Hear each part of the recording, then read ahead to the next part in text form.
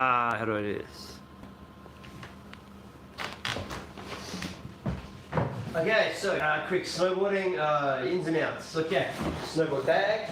We're going to do the strap. Oh, so snowboard bags. This one is a multi-bag, so it holds multiple snowboards. And at the back, it has wheels. So when you get to the airport, wheel them around. It's nice and easy. All right, cool. So I think I paid a couple of $100 for this, so it doesn't matter. It's good. Yeah, I end up putting a lot of your clothes in here and everything, so when you go traveling, this way you have everything. So, inside here, I have a funny beanie. There's a funny beanie. Another beanie. Sorry, this is turning into a weird wardrobe outfit. Bunnings beanie, yo. I have another beanie, yo. I have a tradie beanie, yeah. And one last one, a Burton beanie, which is like a snowboard brand, which is what my snowboard is. Yeah. Okay, so they're the beanies. I got an old pair of snowboard pants. They are Ocean and Earth. They are from like the 80s when I started snowboarding. I was born 1977, so at 16 years I started snowboarding on my birthday, July 16th. And they got more padding in the bum, so for when you fall over, it doesn't hurt as much. Okay, the boots I have. These things, washing just went off. Let's press the button.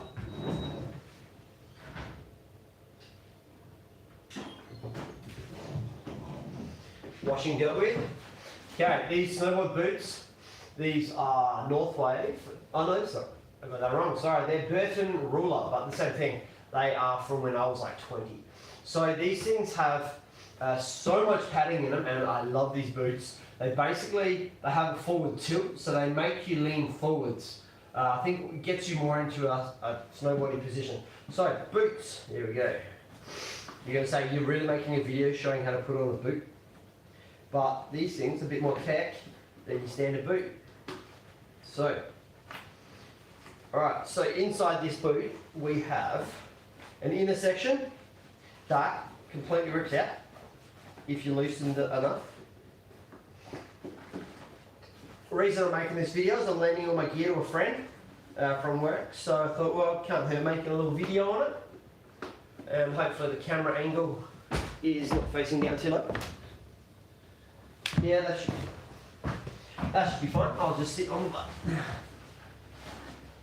Okay, so these are 10.5 in size. So all this awesome, amazing padding on the inside, really, I've only used them for like one season, so they're still pretty good condition. So when you put the boot on, you put your foot in and you pull the strap, tighten that one up, but do it whilst it's in the boot. That was just to show you what it looked like. Right. Okay, and with a snowboard boot, same thing as normal sneakers. Have that in there, tighten them up. You can crank them super tight because you're going to be on snow for, up until lunchtime. And then after lunch you'll hit it again. Just a standard crossover size. I'm guessing boots nowadays, because these are like 10 years old, these would probably be, well, I don't know, half the weight. So having these is good for my friend just as a warm-up. But then after that, then buy new stuff and oh my god, it's so much better than yours. I'm completely cool with that. I just hope you get started. Alright, so awesome boot, good for walking around. If I walk around in the snow, you can get away with a t-shirt, shorts, maybe a ski jacket, and a beanie and shorts. You can wear shorts. These things keep your feet warm, beanie keeps your head warm. And yeah, anyway, enough of that. So another thing, we have a helmet. Small story is when I turned 18, I started doing flips. I started doing flips at 17 at the Ice Arena, Theberton, like an indoor ski centre we have, which now does 3 ice skating rinks, where I should be working there in about 2 hours' time. And I was doing cartwheel flips, and then normal flips, like front flips, no back flips. And then on my 18th birthday, I did my first front flip, so of course I had to do about 25 front flips. Hit my head a couple of times, but then I started doing back flips as well, same season.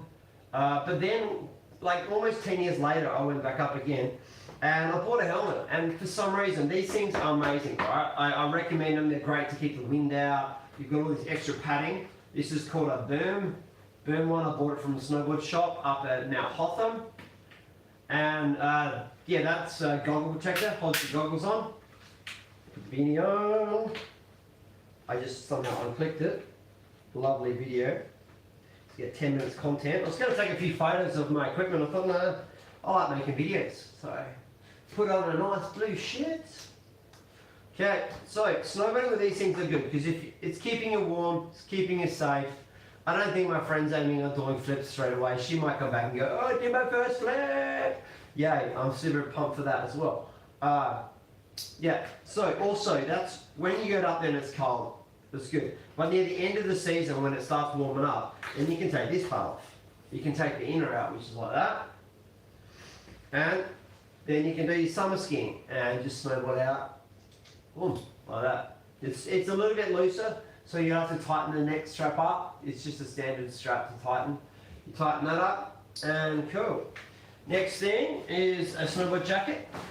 I never managed to buy the large one. I ended up buying an extra large. It was a bit sad. But I actually got a very cool one. I bought a Burton jacket, and it's a white. It's a Shaun White jacket. So I like Shaun White because he was sort of the mentee from my favourite snowboarder, which is Terje Hukkerson from Norway. Sorry, I pronounced that wrong. But yeah, Terje has been sort of the guy I've been like, I don't know, he's my favourite snowboarder. He lands all his tricks clean. He's probably my age now, so I'm 45, and he's probably the same age. And but he's just amazing, super clean snowboarder. Anyway, parts of a snowboard jacket. Put on another jacket. We have in this jacket, in the shoulder bit, you have somewhere where you can put, say, your ski lift pass or something you need to be able to access quickly from a chairlift. So maybe a couple of muesli bars or something.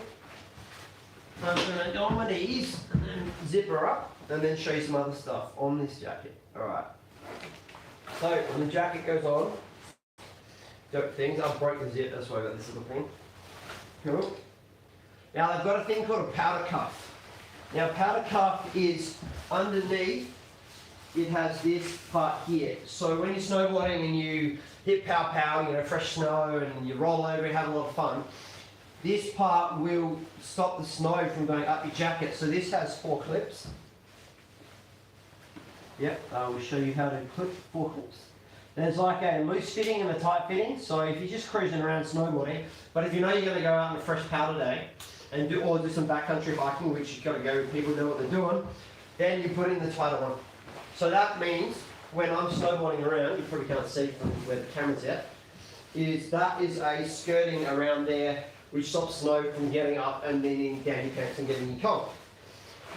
Okay, this also has 2 awesome pockets right up here. It's like a kangaroo pouch that doesn't connect because it's got 2 really big pockets right up here. So you can put your goggles in one, and you can put a bunch of food. Like I used to snowboard with, I used to take heaps of sandwiches, I used to take muesli bars, a couple of chocolate bars, and yeah, so then you can put these things in there. Also, this has a very cool function somewhere, I can never find it. No, can't find it. Alright, I think it's on the inside. So when you open the inner bit, there is this little plug thing here, alright?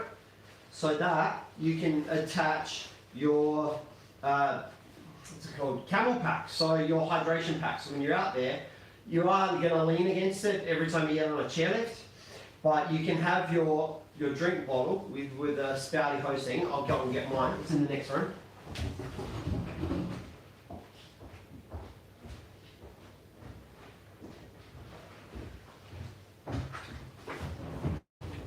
Yep, I've got a big one because I go bike riding, like a lot of dirt jumping and a little bit of downhill mountain bike, but not a lot at the moment. This thing here is a camel pack, which holds, sorry if you've seen a million camel packs. Anyway, in here is a lovely, massive, big bladder, holds 4 litres of water. If this is on my back, like so, then you can have this part here fed up through there. And you find the little spout hole, but yeah, there is a spot in here somewhere, which I can't find, I'm not going to waste your time with that. But anyway, so you can have it so you drink, water is there, so then you can just go,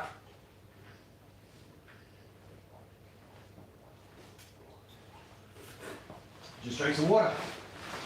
So I'm not going to lend my friend this thing because I put a lot of Powerade water in it. So water with Powerade powder, and then my hose is getting a bit dirty. So, and I don't think sharing one of these packs is a great idea. But these are a great investment. You can get them from like BCF for like $20 or $40.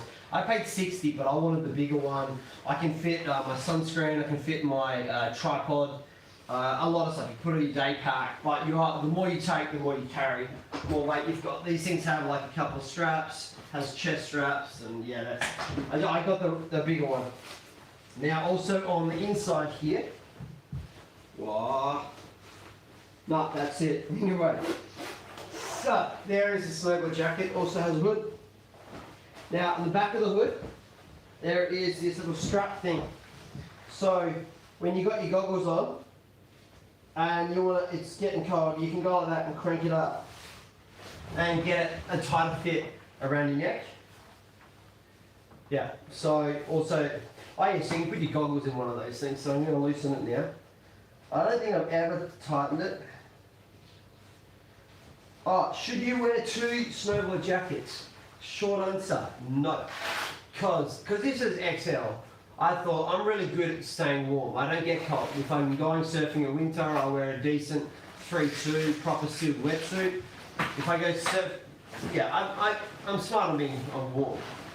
So I decided to borrow my snowboard jacket. I wore a large jacket followed by an extra large jacket. Bit of overkill. I sweated a lot because of it. That's what the powder cuff looks like. Some jackets have an inner layer and an outer layer. This one does not. Okay, so next part, we're up to the snowboard. And then a bit more on the case.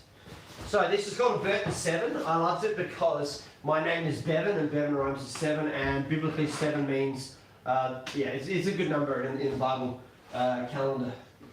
Okay, so this is a Burton 7. It is a 1, a 5, 4.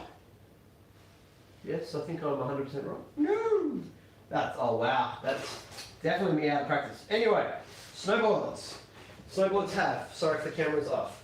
Alright, you have, similar to a surfboard, you've got a nose, you've got a tail, you've got rails, and you've got a stomp pad, and you've got the base plate where you put the snowboard on. So when you're skating around and just basically trying to catch the lift to get to the bottom of a ski run, you're trying to make your way up to the chairlift. I'm actually really good at this part because I won a competition because I was good at skating on a snowboard. Your front foot's in the binding and your back foot's on that pad. So then you're practicing snowboarding around, staying on one edge. So as you skate along, if I'm going to lean against the wall, and I'm going to drop this down a bit. Don't drop the snowboard. There we go. There's a bright light. So when you're snowboarding around, if your front foot's in and your back foot's there, you can do flat skating, which means your front foot's in and then you skate it like a skateboard. So like do 1, 2, step on the stomp pad, and then you can do toe side. You can have 1 foot there and then skate 1, 2 on stomp pad. So you'll naturally have a part that feels more comfortable. It's either skating with your foot on the front or scale on the toe side edge, which is where your toes are, or on the back side edge. So it's a preference. But once you can do both of them and you're comfortable with it because you're having to move along ski lines and stuff, what I do, which is a bit more advanced but more fun, because I can get faster, is instead of skating with it like this, you skate with it up on the edge. So it's a little bit different twist on your body. But as you're skating, you're digging in that back edge and then that's sliding because there's a metal edge on here. When you do that, then you can steer it to exactly where you want to go. So if I'm pointing 10 meters northeast, then I will point northeast and then scoot, but up on the edge, I won't be like zigzagging all the way around. So that's a good tip. I did the Ice Arena, we had a snowboard competition, and at that time, I wasn't the best, but I was one of the best. We had a competition where we had to snowboard down, do 2 runs, and then we had to turn around and go back up and skate all the way to the top of the ski slope, which was 126 meters of a big left-hand turn. So I know 126 meters isn't a long ski slope, but to me, I loved it. It was my favorite thing in South Australia. That and going church. So I said, why don't we make the race 2 laps? So skating up it twice, because I was very good at skating a snowboard. We did 2 laps, and I ended up winning a Rossignol snowboard, but I was young and immature. So when I won a snowboard by the company Rossignol, and I love snowboard Burton boards, I'm like, can I trade it for a Burton, which is insulting the company, so I apologise to Rossignol. And I also said, can I sell it to someone so I could buy a Burton? I said that the day I got the day I won the snowboard. So such an immature moment. I apologise to Rossignol if I ever meet him. But I did end up selling it, and I did end up buying a snowboard like a Burton. But yeah, looking back on it, bad move. If you win stuff, be appreciative. Don't try to change it or trade up. Okay, cool. Next part, we've got board bindings. All right, I'm gonna see if I can get a little bit closer. Oh. Now the camera, lighting is there. All right, cool. So with the bindings, these are called quick releases, similar to a lot of ice skates. So basically these ones you just push on the yellow bit and they quick release straight off. You're pressing on this little blue bit only a tiny bit, and then you get your bindings. Okay. Sorry. Camera's not there. Yep. Cool. So you've got the bindings and you've got this back plate. You can set the heights to where you want it based on what size shoes you wear. So it's got the different numbers on the back. So I'm not going to move it because that's where it's currently for me. So it might be the same for my friend Emily. So that is an adjustment at the back.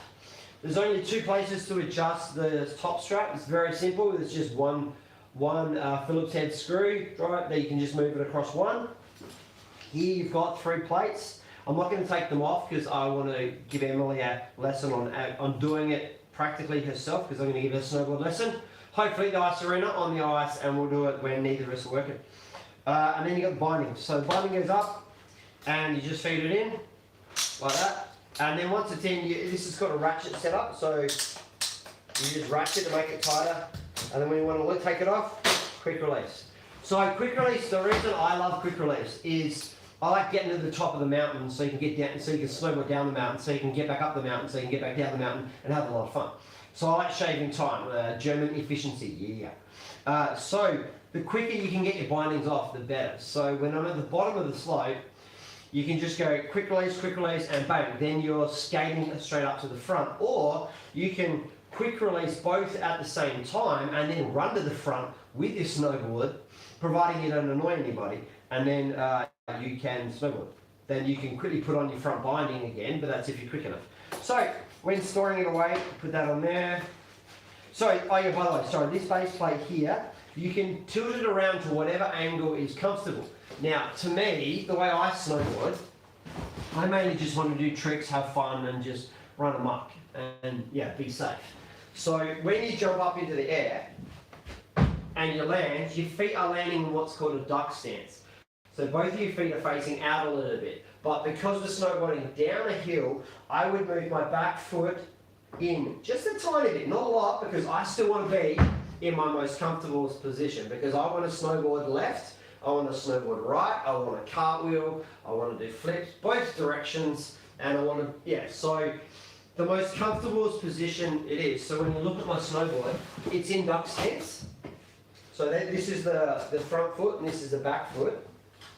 So as you can see, they're both facing out, a bit of duck stance, but my front foot is got a bit more out, because when I land, and then my back foot will tilt in just a tiny bit. So if you see, the angle isn't quite so severe out. If you're racing down mountains and doing races, then yeah, sure, you might have both of your stances more forwards. So when you're on your, I just hit my wall. So when you're going forwards, you've got that position so that knee bends more like that. But I like my duck stance because I want to go this way, I want to go this way, I want to go this way, and I want to go this way. Cool. Another part about boards is the base. You use not candle wax, you use wax you buy from a shop. The first couple of times, definitely just pay the shop people to do it. Just go, can I have a Crystal Glide, which is a full service, or you just ask for the board to be waxed and for my edges to be done. Now, when edges are really sharp, same as a ice skate, hockey skates or figure skates, it's really good because it gives you so much more control with what's happening. But the only downside to that is when you are between a ski run, you've got, say, a ski run 1 and ski run 2, then they have these things called cat tracks. As you go from the bottom of one slope, you might have to go along these little roads called cat tracks to get to the next one. So then what you do is you have to skate. If your edges are super sharp, sometimes you grip an edge. You'll see people do it probably every day you go snowboarding or skiing. They'll grab an edge and they'll flip over. So when I snowboard at a cat track, I make sure I'm constantly turning and engaging one of my edges. So I'll be turning to the left, I'll be turning to the right. I very rarely just go straight, because when you're going dead straight, more likely you might clip an edge when you're not paying attention, and then you flip over and you fall. It's sometimes I find that falling is fun, so then I'll laugh the whole time. But yeah, I generally will be on an edge going down a cat track. Okay, cool. So snowboard, last little bit. Oh, so packing it up. So you want to, if you're gonna, anyway, if you're just driving up, you can take your bindings off and you can fit heaps of boards in here. And all your clothes. Emily might even be able to travel with all her stuff just in this one bag and just jam pack it full of everything. Put it back on, just the bindings. All you really need is a Phillips head screwdriver. And you start buying wax. So I've got this thing that does your edges yourself. But oh yeah, so the other parts of this, it has been waxed since my last time I used it. So this thing, this cover, you can, have the base bit down. You can put a snowboard there, 1 or 2, and then another one. So you can generally put 1, 2 snowboards in this, but because the cover is like that, you can, if you buy a new snowboard, just the board itself, and it's in plastic, or if you got a towel or something or some clothes, you can put a couple of, you can probably fit like 4 boards in here. But for the instance of me taking it to work, to lend this to a friend, put the snowboard in, cover it up like that, and then I drop in the board, the boots, the other boots, jacket. I don't know how it turned into being all purple, but I've got an all purple outfit at the moment. I've got some black snowboard pants and a couple of beans. Oh, what's that? One weird one. I'm going to put it on again just because it's funny. Snowboarding like that will keep you warm. You're not going to win star points unless you're going for reverse star points. So anyway, 1, 2, 3, 4, and then my snowboard boot. I love this one because it's double lined. You can snowboard around with it. Burton, you can have it black, or it's reversible. So if you just want to accessorize and wear it like that. But you generally don't wear beanies. Oh, you could wear that, yeah, that is doable. You could wear that. You're going to stay warm because your ears, you're going to stay warm and safe because of the helmet, but I would rather just put on this part because it's designed for it. Might as well use it. When I snowboarded, I used to just go out all the time. I'd go out from about 7:45, I'd get out there before the chairlifts would open. I'd start off by walking up the mountain, and I'd ski down the mountain, and then I'd do one backcountry run. So I would already have skied down one run at Hotham, then I'd walk up the mountain to the top of the mountain, then ski back, snowboard back down, and then I'd be at the bottom of the chairlift by about 8:20. Chairlifts open at 8:30, so I've got 2 runs before the ski slope opens. So to me, I've always been a grommet. I've always been super enthusiastic. And now we pack it up, and hopefully next time I pull this out, next time I make another live video, it's going to be teaching Emily the basics of snowboarding, of actually getting out there and doing all the turns. But we're going to do it, maybe, I don't know where they live, whether she lives north or south, but we're either going to do that. I've taught snowboarding before at my church. The girl Tracy, who went up to Falls Creek, gave her 2 lessons. She didn't pay me, I don't need money for that, but she felt like it, so I said yes. Yeah, so, and also when you leave the snow, you check out of your chalet and you're moving somewhere, or you're just moving a bunch of stuff for a friend. You can fill up your bag, it doesn't have to be with board. Fill it up, and then you are allowed to take these on chairlifts, providing you're nice to the lift attendants. And then you're allowed to, so Emily, definitely allowed, you're allowed to ski down the ski slope, or snowboard, sorry, with dragging this down the hill. So, yeah, you're allowed to snowboard down a hill with this on. Alright, I think that's all I got for it. That is the beginner of snowboards, bags, bindings. I want to make a couple of how-to videos. I'm slowly changing my YouTube channel just to help me get some different jobs where they don't have that much confidence in me. So I'm going to start teaching stuff. So I'm still going to have fun because I just ordered a full-size adult dinosaur outfit, but I'm going to link into a bunch of charities. Mr. Beast, with his last video, 1,000 cataract surgeries and having 1,000 people see. I love that stuff. That's proper helping. Humor is great. I love it. But what he did that in that video is just, I don't know. I love it. I love it. I love it. So my dinosaur, I'm not jumping off jetties anymore for a bit. And, well, yeah, I'm saying for a bit because, yeah, I shouldn't at the moment. So I'm going to use this dinosaur outfit and then try to, hopefully, this is the plan, doesn't mean it's necessarily going to happen the same, but I want to link up to some charities and then put on my T-Rex outfit, run around, do running races with whoever, and raise money for charity. So my YouTube channel will hopefully, I'll raise a bit of money for charities and stuff. So, yeah, and then I'm going to make some snowboard, how to snowboard, how to do falling leaf and link turns and basic turns and just some of the basics. So I used to do a bit of snowboard instructing when I was younger, a little bit Hotham and a little bit Falls Creek. Also wanting to teach some basic surfing lessons. So I have something cool. I'm in my 20th year of teaching surfing. So the Monday, today's Friday, so 5 days ago I taught surfing at Goolwa Beach in South Australia. And that was my 20 years. So I started teaching surfing in 2002. And yeah, I haven't stopped. COVID slowed things down for a couple of years, but lessons are back on again. So yeah. So I'm going to make some surfing videos. I've taught beginners. I'm not an advanced or an expert. I can't do air reverses, can't do floaters, but I'm a sort of like a beginner. I've had lots of experience with beginner lessons. Yeah, so I'm going to make some surfing videos, some snowboarding videos. Yeah, I teach lots of stuff. So maybe some breakdance videos again. I've done a few. I'll do some more. I'm not a qualified teacher. I am qualified with snowboarding. with surfing and stand-up paddleboarding. And almost got my snorkeling qualification. I think I do. Just need a few more boxes ticked. And then hopefully I'll be able to teach some snorkeling because I went snorkeling with my wife yesterday. She wants to go to Rapid Bay. I want to get my GoPro up and running so you can get some more fish. I'll do some edited stuff so you can just see the cool parts. Alright, hope you like that, guys. And take care. Bye. 28 minutes. And how do I press stop? Yeah. Alright, see you guys. Bye.